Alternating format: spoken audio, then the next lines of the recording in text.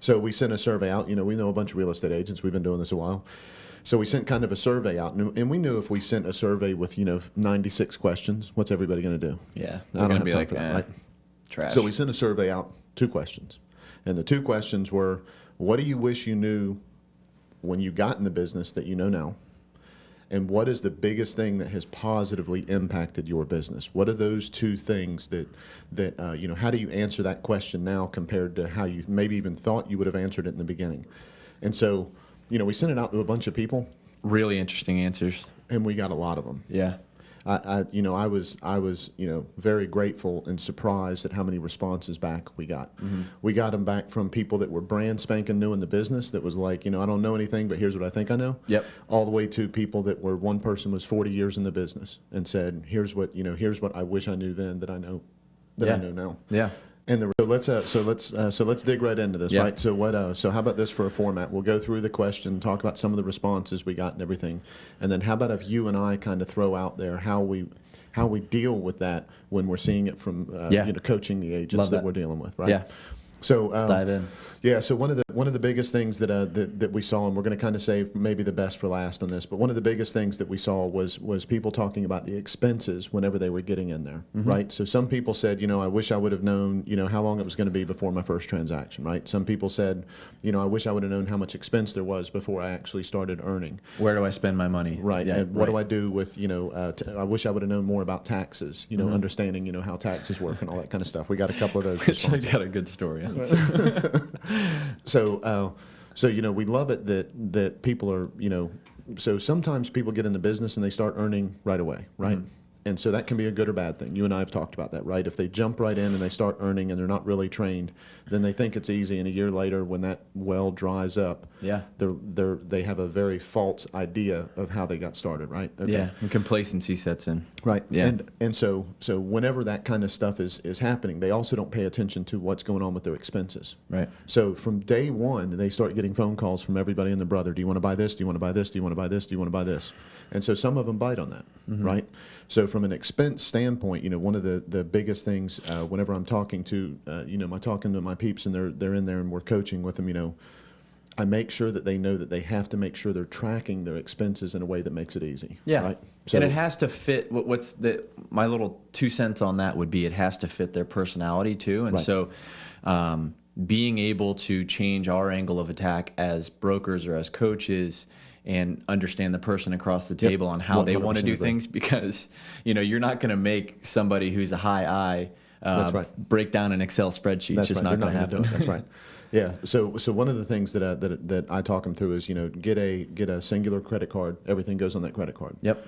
Don't put anything on it that's not supposed to be on there, but just put that stuff on it and pay it every month. Right. So that's one of the big things that we talk about. Corporate structures is kind of a bigger deal. We could discuss that. I do go into that a little bit more in coaching, and then we have somebody that comes in and talks to them on a regular basis in our office. Yeah. But the other thing is put your money in one account and then pay yourself from that account, Right. instead of putting your commission checks directly into that. Yeah. Right. So I know you and I have talked about this. Yeah. They get that commission check and they skip over to the bank and they sign the back of it and hey, it's time to woohoo. Conquer the world. Right. So look at what you need from a salary standpoint, and start dumping that money in there and pushing that to it, and which actually goes back to that corporate structure, understanding that you actually have a business. Right. Somebody that has a great business doesn't take every dime out of what comes in revenue. Right. Right. They build. Right. So that's a couple of the things that I make sure that I talk about whenever I'm doing that, and I know that my agents have heard it. I know your agents have heard it. I don't know if everybody's heard it, so that's part of the reason why we wanted to talk about it. But that also makes it easier whenever it comes time to do your taxes and everything, right? Oh my God, so much easier. I remember my first year trying to jump down that tax. I was a complete idiot in my first year, spending money like crazy. I was finishing my master's while I was working full time in real estate. Right. Still living in a college town. Right. And so How'd that go? Yeah, it was interesting. So not only was I in grad school, but I had a lot of friends who were still either in undergrad, or I was still surrounded some of my fraternity members, and Great time. I remember working like really hard, going to night school, and then the money that I made in that first year, I thought I was a rock star.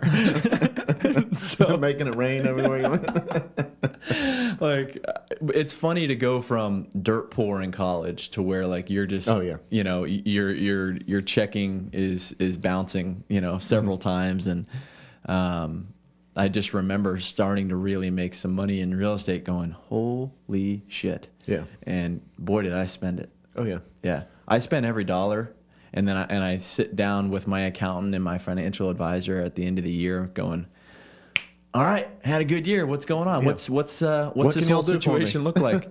And they're like, "Well, you owe X amount of dollars." I go, "I don't have that." Right. And they're like, "What do you mean? Haven't you been paying quarterly? No. What's that mean?" Yeah. And so, long story short, I had to dip into my life savings that I had, since I was a little kid working and whatever, To put it, that's to pay my taxes. I will never forget that ever. And so that was such an important lesson to me. And not only that, but until you see that first tax bill. yeah, I don't know that anybody really gets it, yeah, but it's a sticker shock. It is, and it puts such a weight on so many people. I've got top performing agents that are finishing their taxes right now. Yeah, Right. yeah, And they're very thorough about what they do. They do a good job on controlling their expenses. They make sure that it's the numbers 15 to 20%.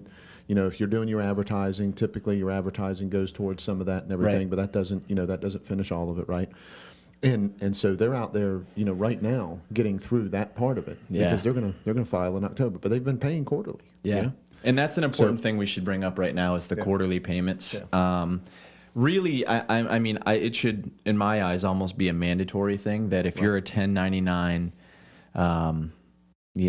you need to pay quarterly, period. Not only does it help by the end of the year, you don't get this astronomical bill. You're paying it off in chunks, and it feels better that way. So I can digest it. That's my personality a little bit better. But you're managing things a little bit better, and so you start to see mindset. things. Your mindset is a more true business owner mindset. Yeah.